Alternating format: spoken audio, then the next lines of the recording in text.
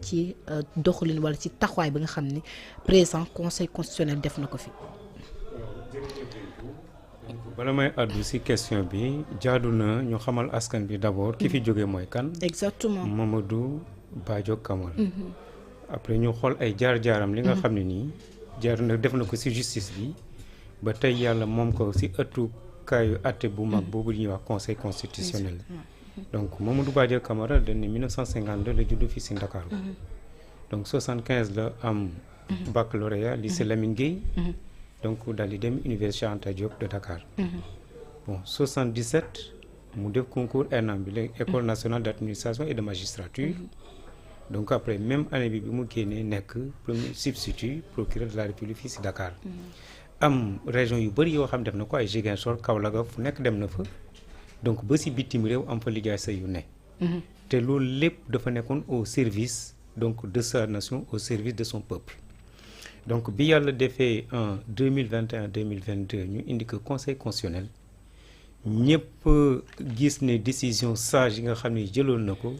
donc teg ko ci xam-xam bu wóor parce que dafa nekkoon koo xam ne nii je peux dire que c'est donc vraiment un personnage émérite du droit. donc ñun monde judiciaire bi famille judiciaire bi ñoo ñàkk. donc sànq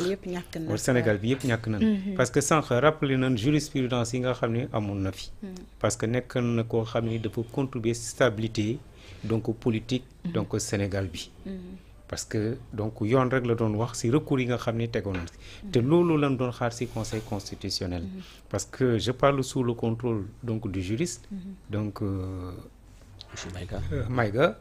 conseil constitutionnel champ d'application bi moom dafa vaste. maanaam lépp loo xam ne nii dafa jëm ci mbiru élection. ay règlement intérieur des assemblées. ay projet de loi ay amendement yooyu yëpp war na ci mën a artu même les engagements internationaux. jéem a xool ndax lii méngoog nag sunu constitution wala déet. parce que juriste bi rappelé na ko sànq constitution dafa nekk au-dessus. donc de toutes les lois. donc jaadu na. lépp loo xam ne ni tey ñu ngi koy kii sunu biiram réew. donc war na mën a conforme ak sunu constitution. bépp engagement international boo xam am nañ ko yeneen état yi. war na mën a conforme sunu constitution. donc si liggéey boobu nag ki fi jógee si loolu la nekkoon donc si loolu war nañ si ñaari jàngat lañ war a am si li nga xam moom ñu fi bayal. héritage bi d'abord. li mu fi bàyyi c'est très important def na fi liggéey bu mucc ayib donc ñi nga xam ñooy conseil constitutionnel ñi fa nekk les membres. ak ki nga xam ne ëllëg moo koy wuutu ñu jéem a jël exemple ci moom xam ne àdduna nii la kenn ku ne da nga ñëw mission sur terre soo accomplir sa mission après nga dem di wujji sa borom. def na fi lu rafet donc di ñaan yàlla ñi fi nekk aussi ñu wéyal liggéey boobu. héritage bi mu fi bàyyi. donc beneen jàngat bi ñu war a kii ci moom mooy nekkoon na un homme boo xam ne nii ou bien un personnage boo xam ne nii vraiment il était donc pétri de qualité. am ay vertus. donc loolu aussi dafa am solo ci doomu aadama. maanaam lépp looy def sa liggéey na nga ko def sa diggante ak sa borom. te yoon ni mu la ko waxee na nga ko matalee te ñun gis nañ loolu ci moom. wax dëgg yàlla Sénégal dal na parce que li nga xam ne Macky Sall bëggoon a forcer 3e mandat. ba nu ñëwee aussi da koo gàntal. yeneen recours yoo xam ne ni affaire Karim Wade wax nañ ko double nationalité bi da koo gàntal donc président de la République actuelle bu fi nekkee. donc je peux dire que contribuer na ci parce que ñi nga xam ni nga ko doon buntu xatal ba nga xam ne nii tey seen candidature du jàll. bi mu ñëwee da ko valider. donc loolu mën na wax nekkoon Sénégal moo ñàkk. donc di ko ñaanal yàlla fu mu jëm yàlla ndax fi mu jógee. donc ñi nga xam ne aussi ñoom la fi bàyyi ñi ngi fi héritage bi mu fi bàyyi nañ ko wéyal. nañ ko def liggéey bu mucc ayib. ba ëllëg si biir fa mu tëdd aussi moom it vraiment. donc mu mën a tàlli. waaw man li ma ci yokk rek ci professeur li mu wax tout à l'heure mooy comme ni mu ko waxee rek c'était un éminent juriste ak yàlla bàyyi fi un héritage très fort. parce que ci parcours am sax il faut connaître qu'il a été président de la Cour suprême xam nga mu nekk une juridiction supérieure donc vraiment parce que nekk aussi président de cette juridiction c'est pas donné à n'importe qui. Non seulement il a été président donc de la Cour suprême mais nekkoon na fi tamit procureur de cette même juridiction. donc mu liggéey fa liggéey bu mucc ayib yaa ngi dégg donc comme professeur l'a dit donc bàyyi fi un héritage boo xam ne tey jii bon am nañu yaakaar ne que ki koy doonu donc xam naa ne donc dina dem dans cette continuité donc vraiment jël ay responsabilités am bañ a subir des pressions de qui que ce soit te xam ne que conseil constitutionnel dafa am ay prérogatives donc di nga xam ne donc je peux dire même le souverain ci boppam maanaam le peuple nga xam ne moom mooy képp ki nga xam ne am nga loola metti rek fëgg ngay daw daal di jëm si mais mooy loolu opposition bi sax fan yi dem nañ vers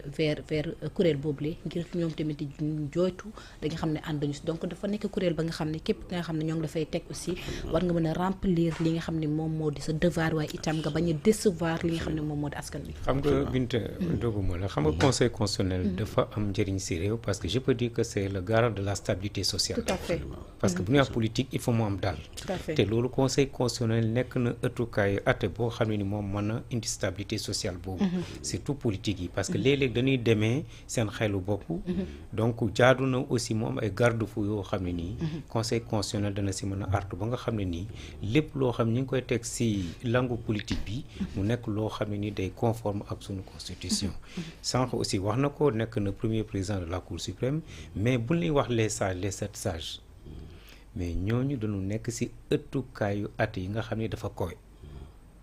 donc muy cour suprême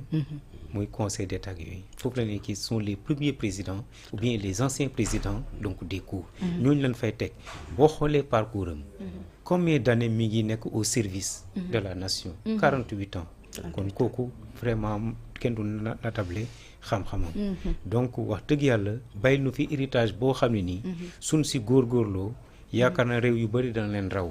donc ñi nga xam ne ñoo nekk conseil constitutionnel ak recours yi nga xam ne nii tey ñi ngi leen koy jébbal liñ leen di ñaan mooy donc que le droit soit dit. Absolument. Que la constitution soit respectée. loolu suñ ko defee rek daal di jàmm daal di am donc justice bi ba léegi fa mu nekkoon ma nga fa politique yi aussi fa nu nekk ña nga fa donc seen ay action yu si mën di doon aussi conseil constitutionnel dina ko contrôler jéem a xool ndax lii méngoo naag li askan bi bëgg wala déet parce que conseil constitutionnel lépp lu mu bëgg la askan bi bëgg parce que droit la fi nekk droit lay wax man benn tache noire rek bon si on permet de le dire hein, bon parce que de toute façon globalement on est satisfait mais su ma amee tey jii benn souci ou bien benn imperfection bu ma mën a signaler rek par rapport ak magistère u Bara comment s'appelle Badio mooy recours bi nga xam ne ñun dañ ko en fait c'est même pas un recours mais dañu solliciter woon conseil constitutionnel mooy bi ko président Diomaye saisiré pour mu prononcer wu par rapport ak élection yi nga xam ne moo war a ñëw mooy élection législative mooy 15e législature bi parce que le président de la République effectivement donc dafay demander avis donc au conseil constitutionnel pour mu jox ko position par rapport ak yenn décision yi mu war a jël te effectivement bi ñu ko saisiroon par rapport dañuy daal di jël appel bi parce que Bassirou Fofana journaliste mi ngi en direct Bassirou Fofana ñu ngi lay nuyu bu baax di la ziar. maa ngi leen di fay waa Kéwoulo. waaw yaa ngi en direct Kéwoulo mu nekk ab tiis ba nga xam ne dal na ci kaw Sénégal yépp di la ko jaal mais itam di ko jaal Sénégal di ko feddaliwaat suñu njaal ñu bàyyi la nga jaale sa réaction. waaw bu lu mer ni amee moom looy jëkk wax nga dellu ci yàlla comme nuñ ko suñu borom digalee ñoo tax ñi naan inna lillahi wa inna ilayhi raji'un ba pare ñaanal aji dem gi yàlla fa mu jëm gënal ko fa mu jóge ñaanal ay mbokkam yàlla na leen yàlla may xolu muñ et puis jaale Sénégal yëpp ndaxte c'était un magistrat émérite c'était un magistrat avec une longue carrière boo xam ne commencé na balaa ñun suñuy juddu defe na 1977 bu ma juumul la dugg ENAM donc 1977 ba 2025 rek ça fait 47 ans waaw ça fait presque 48 ans yoo xam ne il a servi l'institution il a servi la justice il a traversé des régimes donc Badio Camara en tant que magistrat fekkee na jamonoy Senghor fekkee jamonoy Abdou Diouf jamonoy Abdoulaye Wade nguuru Macky Sall bi jeex ba dund ak Diomaye ndaxte ba Diomaye di prêter serment ci kanamam la ko defee waaw mu doon koo xam ne kii tamit nag bon comme tout magistrat ndaxte suñu système judiciaire moo ni mel il peut faire l'objet de critiques de la part souvent des hommes politiques et souvent c'est des critiques infondées lu ci ëpp parce que dañuy jël décision arrangé wu la ñu ne ñii ils sont à la solde de X ou de Y bon mais Badio Camara bu ñu amee élection 2024 bokk na si ñu tax mu am élection ndaxte il a su prendre ses responsabilités pour casser un décret de Macky Sall qui repoussait les élections pour annuler une loi que l'Assemblée nationale avait votée pour repousser les élections au 15 décembre 2024. Tout à fait. Donc loolu noonu mu bon loo xam ne nii taarix da koy nettali ndaxte c'était pour la première fois nga gis conseil constitutionnel en matière de juridiction mu jël la plénitude de ses fonctions dessaisir cour suprême d'un dossier pour jël ko àtte ko parce que bu leen fàtte ni Macky Sall dafa jël décret pour rapporter les élections député yi voté loi pour doxal élection yi bii ñu attaqué cour suprême bii ñu yóbbu ko conseil constitutionnel mu dem ne waa cour suprême seen dossier jox leen ma ko mu jël lépp àtte lépp def ko benn c'était pour la première fois dans l'histoire de ce pays et loolu on le doit à lui ak yeneen maintenant après élection yi am na benn polémique boo xam ne juddu na polémique boo xam ne ndeysaan tey jii nii moom kenn mënul xam lu ci am ak lu ci amul parce que wax na ci loo xam ne bon ba tey jii nii peut-être que un jour l'histoire dira ndax amoon na wala amul parce que nee na Macky Sall saisiroon na ko pour une demande d'avis mu wax ko ni mënoo def 3e mandat. Exactement. Voilà mais loolu ñu ngi ko wax après les élections après que ba Macky Sall demee moom waxewu ko Sénégal France la demoon ci benn ndaje waxee ko foofu noonu donc loolu noonu tey jii nii ñaari acteurs yu mu concerné woon benn bi dem na muy moom j'espère que beneen bi am na maintenant nag reste à savoir loolu kan moo ko mën a vérifier mais c'est une question cruciale boo xam ne bii nii ça permet de comprendre li fi xewoon loolu yëpp maintenant nag du tere nag aussi on a vu que ñu fi nekkoon ci opposition tey nekk ci nguur gi ils l'ont souvent vertement critiqué et des fois et de façon des fois infondée dem nañ ba gis premier ministre taxaw tiim ko naan ko c'est un corrompu voilà xam nga yooyu yëpp day def moo tax toujours rek nañuy sédd yàlla nañuy sédd ëllëg ci suñuy wax nañuy sédd yàlla nañuy sédd ëllëg ci suñuy wax ndaxte tey jii nii moom en tant que premier ministre bu ñuy taxaw lever du corps xëy na dina fa taxaw ka nga taxawoon ne ko c'est un corrompu di nga taxaw ne c'est un bon magistrat di nga taxaw ne c'est un magistrat émérite mais loolu am na moo tax wax ñi dañ koy xool nu ñu koy rafetalee ci penc mi da ciy baax les gens peuvent être en opposition les gens peuvent ne pas être d'accord mais nañuy fexe ba wax ji muy rafet nañuy fexe ba wax ji muy teggin nañuy fexe ba wax ji bu ëllëgee buñ koy nettali doo am lu la ci métti mais moom carrière am remplir na ko def na la mu waroon def à un moment crucial de la vie de sa nation Badio Camara taxaw na joué na rôle boo xam ne bii nii xëy na ñeneen dañ ko doon bañ a def ndax nous on se souvient qu'en 1993 un juge constitutionnel a démissionné pour ne pas donner des résultats donc loolu fait ñu bëri fekkeewuñu ko fi 1993 Kéba Mbaye bu ñuy tudd ak carrière am yëpp ba nga ko yóbbee conseil constitutionnel il a démissionné c'est par la suite que Youssou Ndiaye est venu pour donner les résultats de 1993 donc pour dire que quand même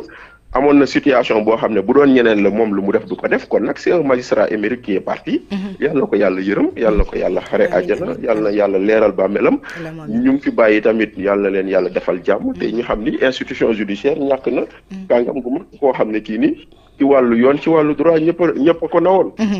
tout à fait merci beaucoup Bassirou Fofana moom moo woote woon tout à l'heure di joxe jaalam waaye itam di joxe li nga xam ne moo di analyse par rapport li nga xam ne jot na fi xew ci année ñuy weesu monsieur Maïga. Oui effectivement Bachir maa koy nuyu au passage. mu nekk vraiment borom xam-xam bu rëy. donc quelqu'un quand même dont les analyses sont très pertinentes. très objectives. donc ma koy féliciter au passage. mais comme je disais tout à l'heure conseil constitutionnel donc sous l'égide donc de Badio Camara je veux dire. gis nañ fi ay innovation yu bëri yoo xam ne vraiment xaaruñu ko woon. Parce que dañu tàmmoon tey conseil constitutionnel ñu ko saisiré se déclare incompétent.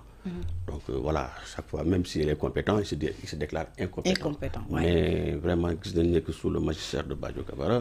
donc cette déclaration d'incompétence en tout cas donc franchement donc déggatuñu ko. donc à chaque fois qu'il était saisi donc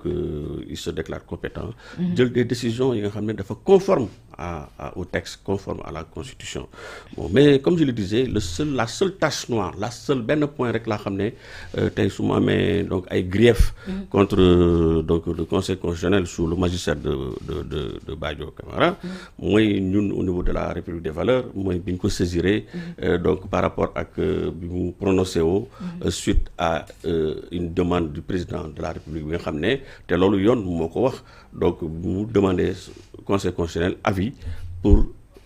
par rapport ak élection yi ak par rapport ak maanaam Cour suprême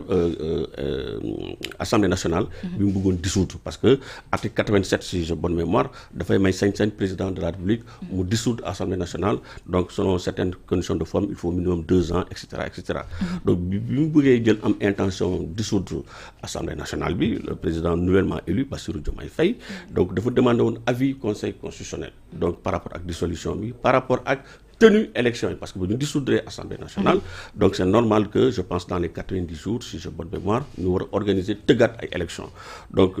Bassirou Diomaye Faye président de la République nationale pour mu jox ko donc des orientations juridiques par rapport ak dissolution bi par rapport ak la tenue des élections accessoire bi mooy ay parrainage xam nga accessoires yi mooy par rapport ak maanaam caution bi nga xam ne moom la ñu war a déposer les accessoires mooy par rapport ak les listes maanaam il y a tout un tas d'accessoires mais principal bi moo doon accessoire bi donc le président saisiroon na ko ñun c'est à travers la RTS dañ ko déggee donc d'une voix très autorisée donc ñu déggoon ne comme président saisiroon na conseil constitutionnel pour mu joxe xalaatam ci loolu affaire bi ça nous a tiqué donc sur ce ñu xam ne que décision conseil constitutionnel comme ni mu ko waxee tout à l'heure c'est des décisions qui s'imposent erga omnes insusceptibles de recours ñun tamit on est allé demander man personnellement moi qui vous parle man maa demoon yóbbu lettre bi nga xam ne moom la République des valeurs bindoon pour ñu demander au conseil constitutionnel pour mu mettre à disposition mise à disposition la woon décision bi nga xam ne moom la jël par rapport ak recours en fait requête bi nga xam ne moom la ko président de la République demandé woon mais man keroog bi ma demee donc effectivement voilà du ma dugg seen détails mais quand même je ne peux pas être que je suis pas satisfait parce que on m'a fait poireauter là-bas pendant près de 45 minutes bon xam naa ne le temps que ñu concerté wu seen biir xaw ma je ne sais pas peut-être appeler même pourquoi pas le président de la République parce que affaire bi da leen bett voilà te ñun dañ doon exercer un droit mooy ñun on a le droit de connaître les décisions du conseil constitutionnel parce que il y a une disposition qui dit notamment la loi organique numéro 2016-23 du 14 juillet 2016 relative au conseil constitutionnel encadre nee na dafa ne l'article 22 de cette loi dispose que les décisions du conseil constitutionnel sont motivées et publiées au journal officiel du loo xam ne dañ koy jël di ko nëppal mais bi ñu demee non seulement le conseil constitutionnel donc ne nous a pas donné la décision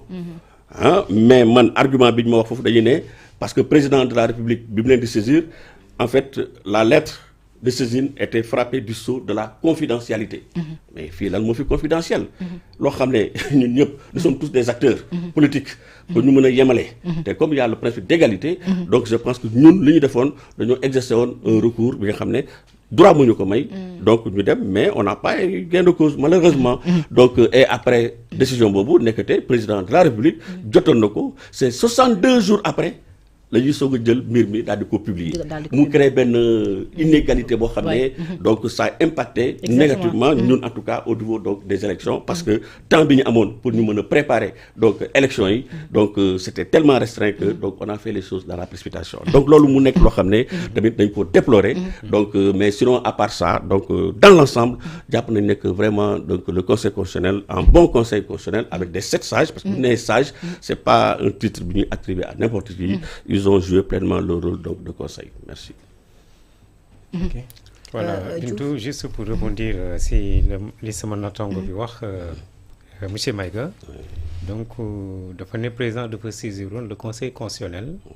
donc sous le magistère de Mamadou Badia Camara d'un avis donc par rapport à la dissolution de l'Assemblée nationale. Mais juste pour rappel que le conseil constitutionnel a des attributions consultatives mais également juridictionnelles. Mais quand vous parlez d'avis, l'avis ne peut pas faire l'objet de recours, c'est un avis consultatif.